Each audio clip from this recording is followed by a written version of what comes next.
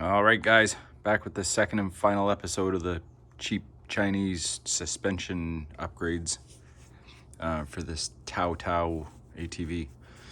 I know a lot of you guys have been asking, it's been 2 years and it was only supposed to be a month. So in the last episode, we did the rear suspension. If you haven't seen that, go check it out. That one was actually pretty easy.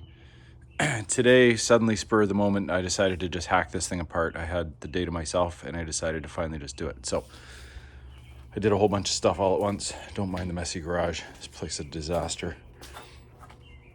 So originally I wanted to mount these kind of right inboard on a real steep angle, but it just didn't work out, and I was just trying to get this damn thing done. So I'll just walk you through quickly what I did. Probably took about 8 hours, I guess, but a lot of that was, just kind of fiddling around and making sure that clearances were right and stuff like that. Don't mind the ugly welds. They're only marginally better than the ones that came with this thing. I didn't have a good day with the welder, and it's actually not even finished yet. Some of this stuff's only spot welded right now. Just a couple of little tack welds on stuff. But so here's what I did. Take the original lower control arm. This was the lower control arm. Hack the end of it off, and put it on the top. Take the bracket from the top control arm and weld it to this. So there's your new upper control arm. It's about an inch longer than the original. One sec. I got that chunk of crap over here somewhere.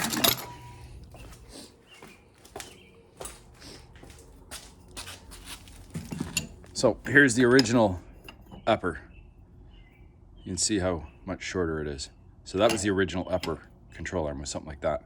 So by hacking it apart, like I said, cut the end off, put the upper mount onto the lower control arm, and you've got yourself a new upper, real easy.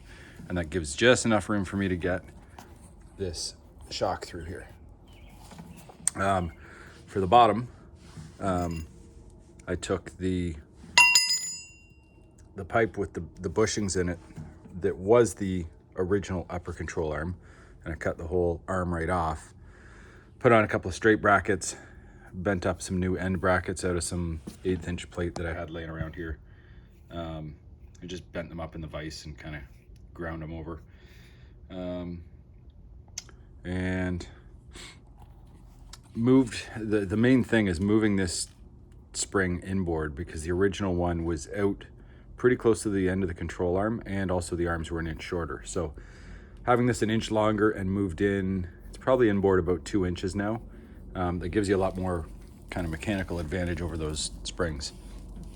Up top, cut off the original shock mounts that were in here, and just kind of welded a pipe in between, and a couple of plates, cut up some, again, I mean, it's a little easier because I got a plasma cutter, so it makes some of this stuff pretty easy.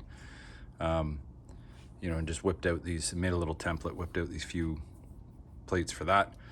And before, it took essentially all of my weight to kind of compress the springs.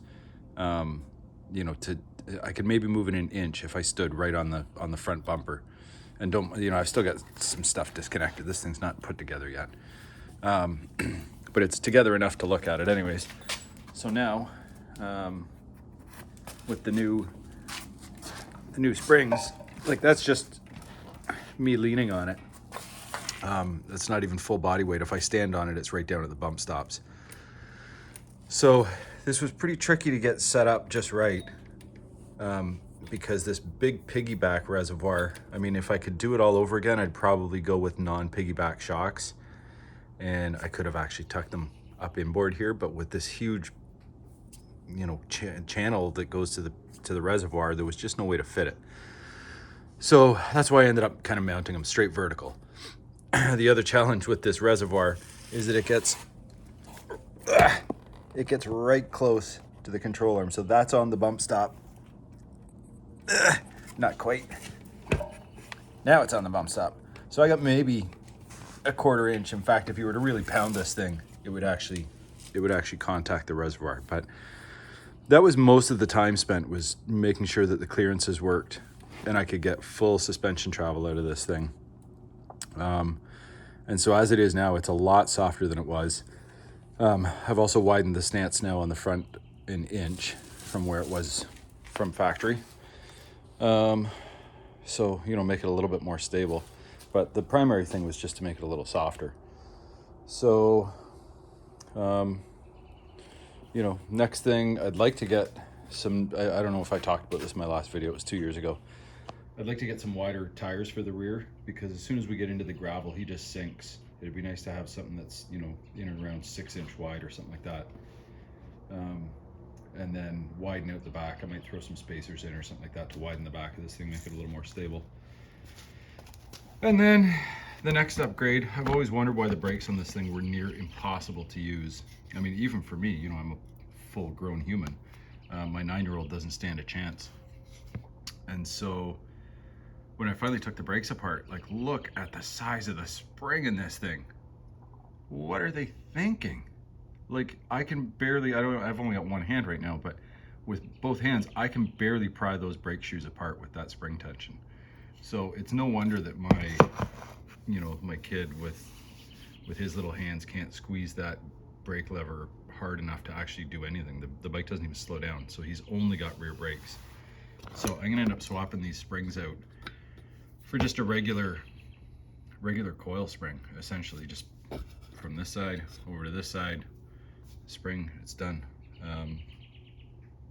You know, make sure the cables are all lubed up and everything too, and I'm gonna get those brakes working a little freer, so he's actually got some front brakes in this thing. But that's pretty much it.